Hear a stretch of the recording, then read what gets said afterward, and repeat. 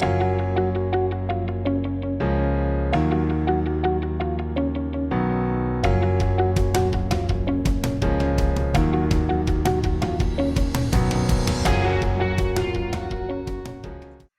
everybody. I am so excited to continuously teach you about leadership, but really about people skills. That's really what we're talking about here. And this week, we're going to address a question that I get asked so often by my students. Mr. Chow, how do I deal with difficult people?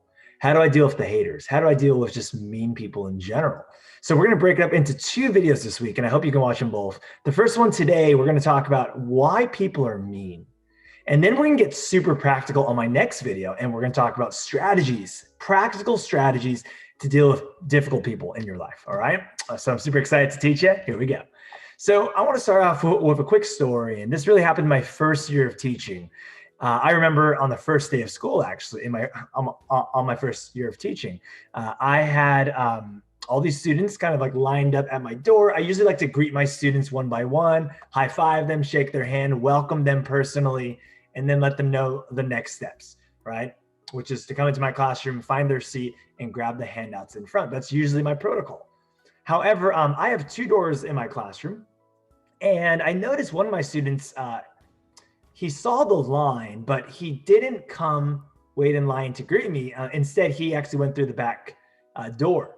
And when I looked into the classroom, I saw him throw his backpack actually on the counter, grab two seats and put his feet up on one. And then ultimately he put in his earbuds. Now, seeing that I had about 3-ish minutes left before class started, and all the students were already greeted in front, I found it upon myself to just go in there and to try to talk to him and to try to get to know him. As I was approaching him, I noticed that he had an Angels sweatshirt on, and Angels in terms of the baseball team. So the LA Angels, or what used to be known as the Anaheim Angels. And so coming up, I really had two choices. Number one, I could discipline him and question him and kind of ask him, hey, why did you just do all that? And why didn't you come to the front of the door to greet me? But my other choice was to try to get to know him a little bit. So I started off and I came over and I said, hey, how are you? And he didn't hear me because his earbuds were in, but ultimately, like, he looked at me and I said, earbuds out. And he took off his earbuds and I said, hey, how's it going? What's your name? And he told me his name. And my first question was, you like the Angels? And he was like, oh, I love the Angels.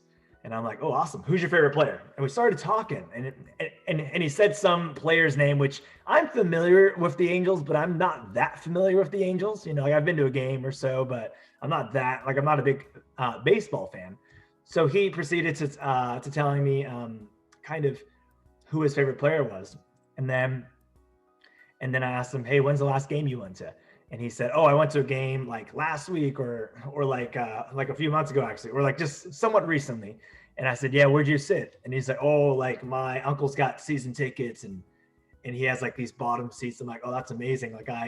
Like the last game I went to, I sat in the very top. So super far away. And he laughed a little bit. And he's like, who's your favorite player? And in that moment, I was like, who do I know? And I just said, Mike Trout. Everyone knows Mike Trout. So in short, we started talking a little bit, but then the bell rang. And I quickly looked at him and I said, hey, do you mind in the future, when you come into my classroom, do you mind not throwing your backpack on the counter? And do you mind not putting your feet on another chair? And he looked at me immediately and he said, oh, yeah, like, that's fine. I'm so sorry. Problem diverted. And in short, if I went the disciplined route, I can only imagine what the feedback would have been. Because ultimately, if you confront someone, they're going to feel a little insecure and a little scared, and most likely they're going to retaliate back. So there's a great quote in teaching, and that quote is, hey, rules without relationships turns into rebellion. If you tell a student to do something without even having this trusting relationship with them, they're going to rebel, and it's not going to go well. And usually it takes more time to recoup from that versus just start off doing the right thing. So the key is relationships. And as we're looking at why are people mean, at the heart of it, at the core of it, it always points back to, do you have a relationship with this person or not? So here are some answers that I thought of. Number one, there's no relationship between you two. And that's why, like it's easy to hate on someone. Like if you don't know the person, it's really easy to hate on them. The second thing is maybe there is a relationship, but over time they've gotten comfortable. And a lot of research has pointed to this over the years where like even family members get into arguments sometimes. Why? Because they're so comfortable with each other and they know that they're not going to lose this person if they get mad, right? And if they show some anger, right? But that's not necessarily right. And we're going to talk more about that in the future. But sometimes it's because they're just comfortable with you. And when you're comfortable with someone, you say things you don't mean. Number three, it's not personal. They're just stressed. Some people are just mean because they're just stressed out. And if you're in the wrong place at the wrong time, which is a lot of us sometimes, we get the shorter end of the stick. Yeah, so we get owned because we're in the wrong place at the wrong time. But it's never like, yeah, but it was never personal. Another one is it's not personal, but they've experienced a tough life. And I could argue that all of us have had a tough life at some point.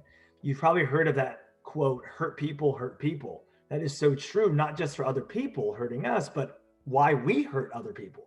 So most likely if they've experienced some tough life or some tough past or some tough past few days, that usually explains why people are mean. So our question is, why are people mean? And, I've taught you this many times before, but in case you haven't seen those videos, whenever you want the answer to something, put yourself in the shoes of someone else from the other side. Try to see it from their point of view. Okay. So for example, questions such as, how can I be a good child? Well, what would you want from your kid? How would you want your kid to treat you if you were the parent? And that right there will tell you what you should probably do to be a good child. How can I be a good significant other in a relationship?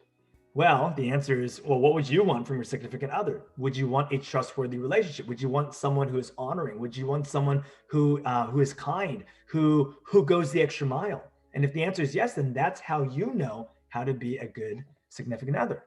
Why are people mean? Well, the quick answer here is, why are you mean?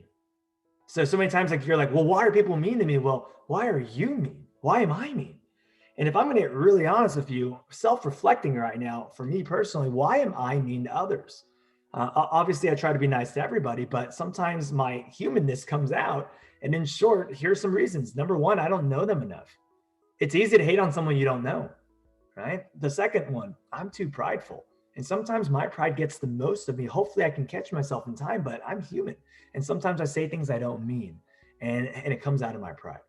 Number three, I'm stressed out of it at the moment. I've reflected in the past, whenever I say mean things, it's usually when I'm super stressed out and I just don't know how to express myself that I'm stressed. And then the fourth one is I'm insecure about myself. And a lot of times it comes out in my actions, right? So once again, for example, gossip, talking behind someone's back. That usually comes from a person who is pretty insecure about themselves so that they have to talk about someone else. Jealousy. That's like, this is real. I've been on both sides. And in short, a lot of times when you're jealous of someone, it's really easy to be mean to them. All right. And finally, I've lost track of my purpose/mission. My mission in life is to love one another, right? It's to love someone else, even if I don't know them, right? Even if I just met them, but first offer the opportunity to have a relationship and to grow together. All right. So, but sometimes I've lost track of that, and that results in me being mean to others.